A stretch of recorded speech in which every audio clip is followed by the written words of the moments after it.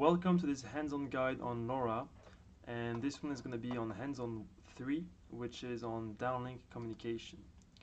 So here's a quick reminder of what we're doing.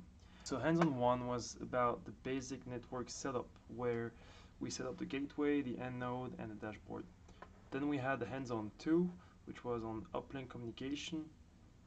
We connected the shield, and we acquired environmental and motion data.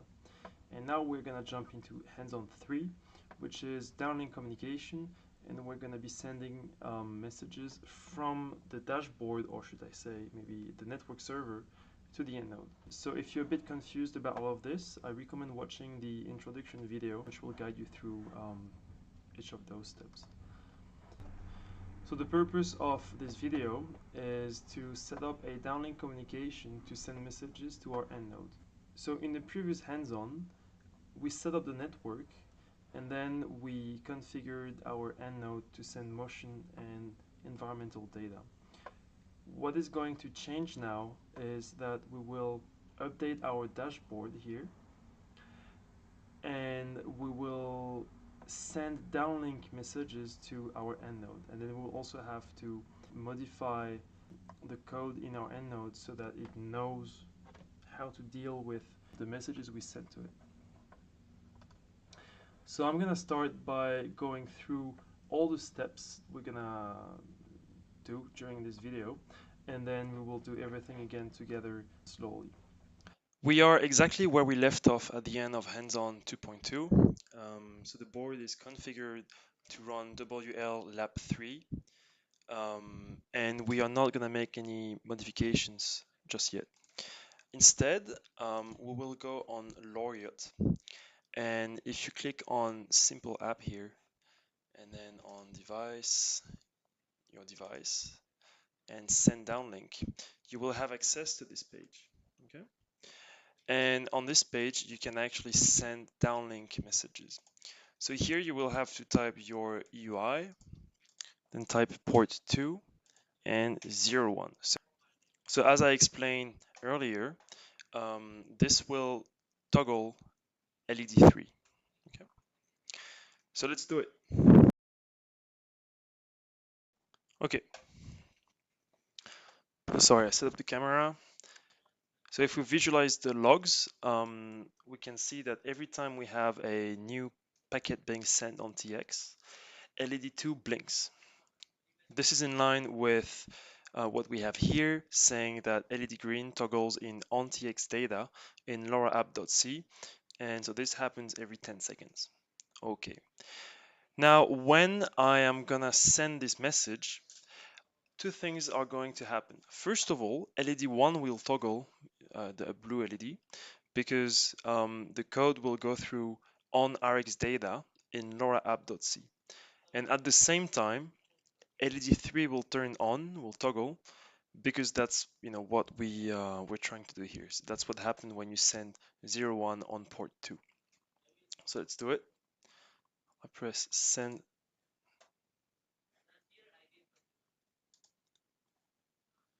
And as you can see, LED 1 and LED 2 toggled at the same time, and then LED 3 remains on. So just now we sent a downlink message. So as I explained earlier, there are a few things that are already implemented, and this is why the board knows what to do when we send an order on port 1. So it's this case here. However, we will also want to add new cases, and for instance, these ones, port 4 and port 5. And in order to do so, we have to create a new project. And so instead of creating a new project from scratch, we're going to build onto WL Lab 3. So I'm going to start by saving this project. Clean project.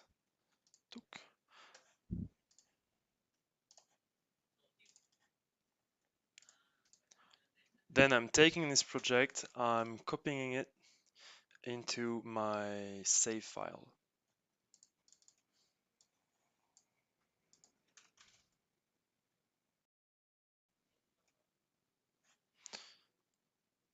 Okay, now back onto Cube IDE.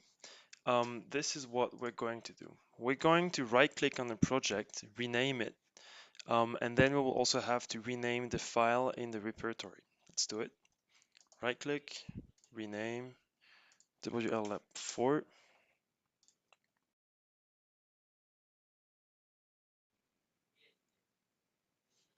As you can see, we now have WLAP4, but it is still in the repertory that is called WLAP3.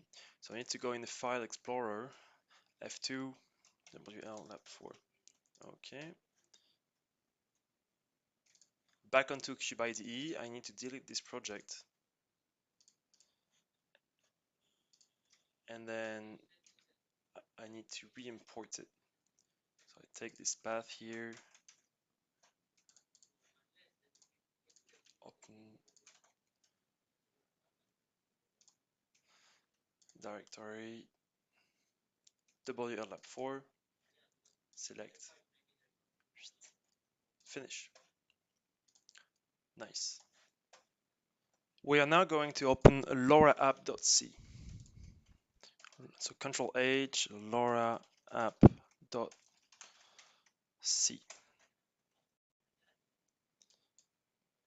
And we will go on function on Rx data. So Control F on Rx data. This function is called every time a downlink message is received by the end node. This is how the function works, as I explained earlier. There is a switch case here on app data port, and then depending on the port, different things will happen. There are already a few ports that are implemented, so this one and this one. So we can actually see that in the code. So on Rx data, if I go here, I have LoRa1 switch class port. I can right click, open declaration. So this is port 3. Here we have LoRaWAN user app port, which is port 2. Okay. And here in this user section, we are going to add 2 new cases. So the first thing we're going to do is to go in LoRa app.age and to create to define those 2 new ports. Okay. So I go in LoRa app.age, and here I will create this. So LoRaWAN select port is number 4, and LoRaWAN data input port is number 5. If you don't want to have to type this by yourself, you can go on my website and then on truestepbystep.com, and if you go on the introduction page of this LoRa guide, you will find at the bottom a link with all the projects, and so you can just copy and paste the code snippets you need. Okay. In any case, we're now going to move back onto LoRa app.c, and we are going to create the 2 cases for each of the new ports we created. Okay.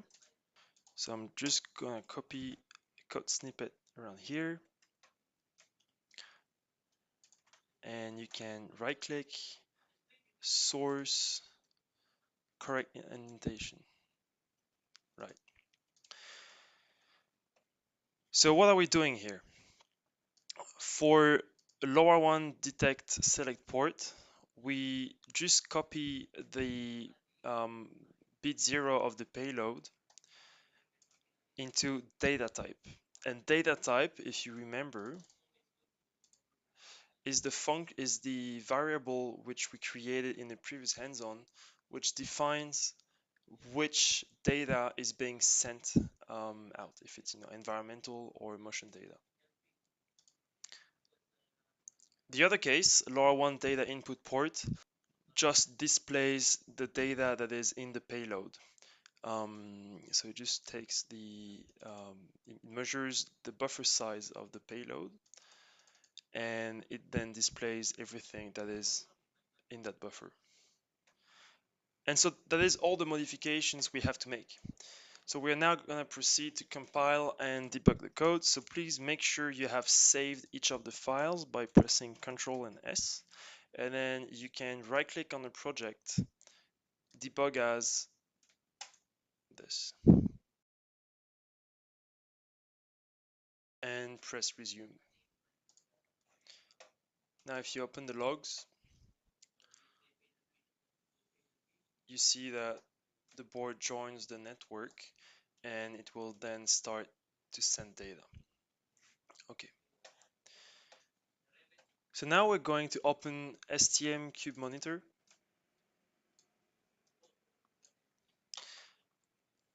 And so this is what we had at the end of Heads-On 2.2 with this dashboard. And what we're going to do is to import a new dashboard. So we're going to go here, import, select the file to import, and we're going to take this one. And again, this is on my website here. So truestepbystep.com, where to find the project files. Everything is here. Now we're going to delete the old dashboard. Delete. And so this is what we have now. This dashboard is very similar to the one we had before. The big difference is that I added this block here for the downlink communication. And we have, for instance, we have this node, LoRa downlink, which is a WebSocket output. And we have to configure that along with the WebSocket input, just as we did in the previous hands-ons. So go back on LoRa into application and output. And here you should have your WebSocket output. Copy your link and then go back on Cube Monitor. And here you want to make sure that you have the right link. So actually, I already have it, but if you don't, you just have to copy your link here. Okay. Okay. Update done. And do the same thing for the LoRa downlink.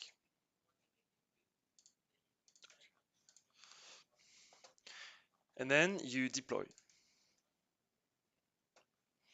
As you can see, my two nodes here are connected. If they are not connected, please check that you don't have any firewalls. Then you can click on dashboard.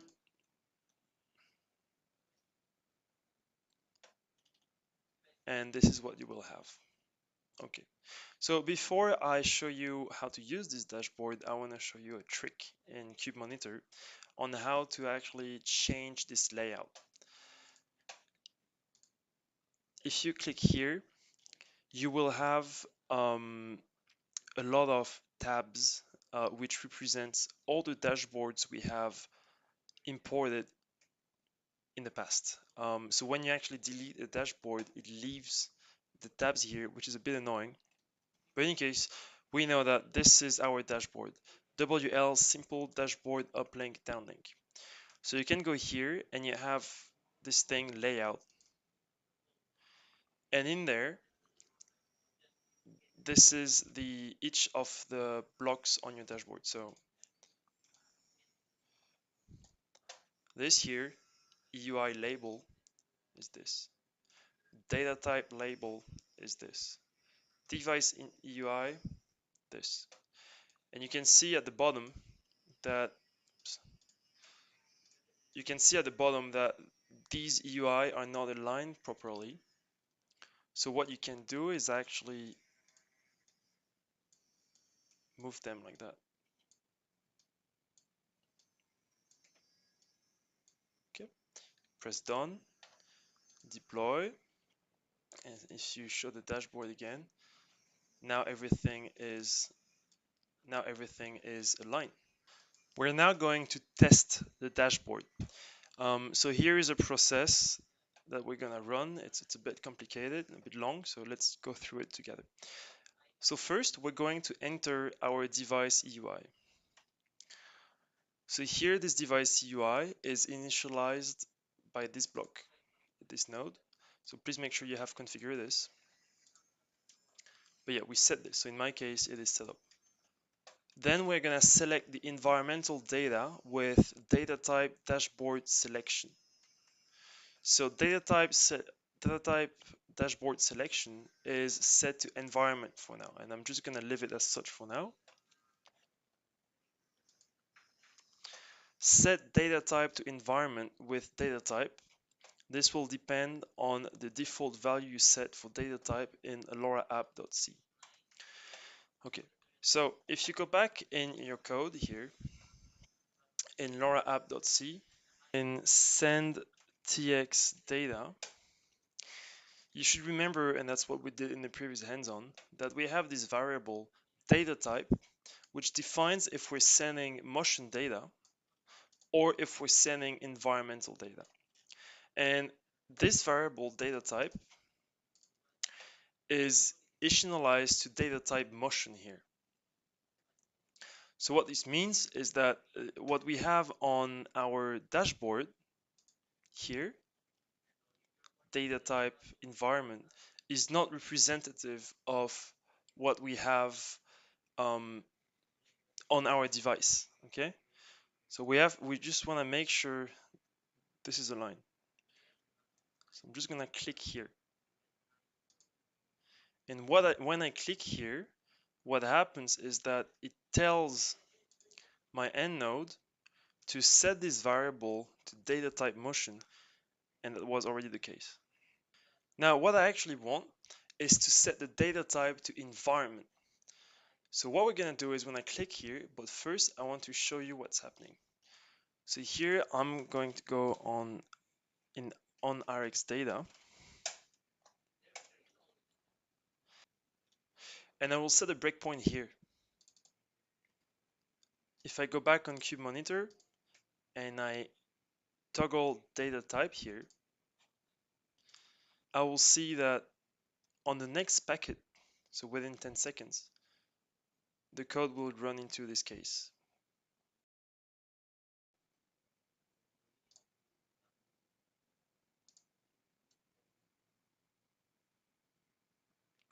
Right, so sometimes, I don't know why, but you have to pause, suspend, and resume the code for the breakpoints to be toggled. But as you can see, we are indeed in on Rx data. We can check that ape data port is indeed equal to 4. And here in our buffer,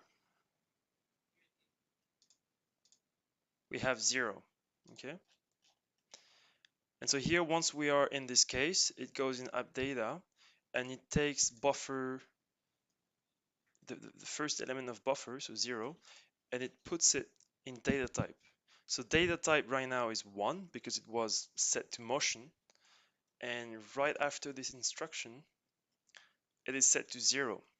So now in send tx data, the end node will be sending environmental data instead of motion data. Okay. So I'm going to remove the breakpoint and press resume. Now, if I show my monitor again, I can see that I now have correct data. I now have pressure, humidity, and temperature. And actually here, we can see we have something wrong with the humidity. So let's fix that, okay? So here I'm going in send tx data. If I go in the section for environmental data, I have a few things here: temperature, pressure, humidity. So I'm just gonna set a breakpoint here, and as usual, I'm gonna pause and resume. You shouldn't have to do that, but yeah, it's just how it works for some reason. And here I can check the value of humidity, okay? And actually, if I look at sensor data, I can see that sensor data is yielding 74% humidity. But for some reason here, I have a times 10. And so this is why on my dashboard, I am displaying 748. 748. So what I can do is either I can change this, and this is probably what I would do, but we would have to recompile. Or we can go in the data decode in the humidity section here. So here in humidity, we could actually just divide by 10, done, deploy, And as you can see now, I have 74%, which is correct. Okay. So we're now going to do step 4, which is to toggle the LED switch on the dashboard.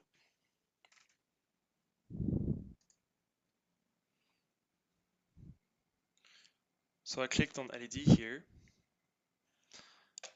On my board, the LED 3 has toggled, and then on the next state, I receive a message LED on, and the LED state actually toggles on the dashboard. So we can try that again. If I turn off the LED, LED 1 will flash, poof, it turns off LED 3, and on the next packet, the dashboard will be updated. Poof. Great. Now we are actually going to be displaying motion data. So in order to display motion data, we're first going to tell our dashboard to expect motion data. So I'll click here. Now the dashboard will display data here, which is actually wrong. This data is not correct. It looks correct, but it's not. And the proof is that if I try to rotate my board, nothing is happening, right? Because this is actually environmental data. We're sending environmental data, but we're decoding it as motion data.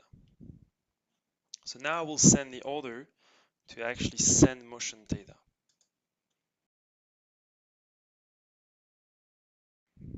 And as you can see, we now have 1G, so 9.7 on the y-axis. If I rotate the board, I have -10. Now this should be on the z-axis. 10. Should have -10.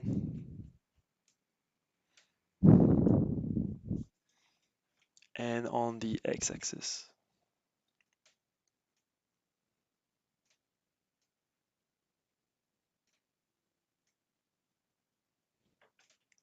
Okay.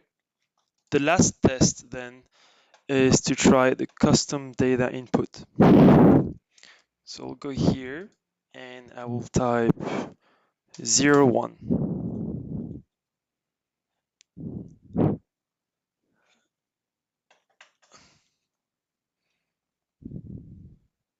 And as you can see in the logs, I received 0, 1. So let's have a look at how it works. So if I send a long message,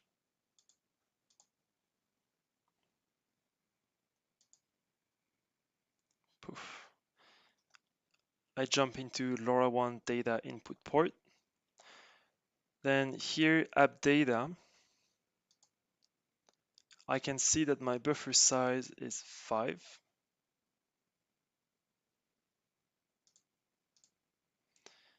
And then so I can actually only see the first element of my buffer, but I can actually check this address. So this is the address where my buffer is stored. So I can go here in window, show perspective, and memory. I can click here, add memory monitor. Poof. And as you can see, I have 0, 1, 0, 1, 0, 1, 0, 1, 0, 1, which is what we had entered on cube monitor. 0, 1, 0, 1, 0, 0. And therefore, if I resume the code execution and I display the logs, oops,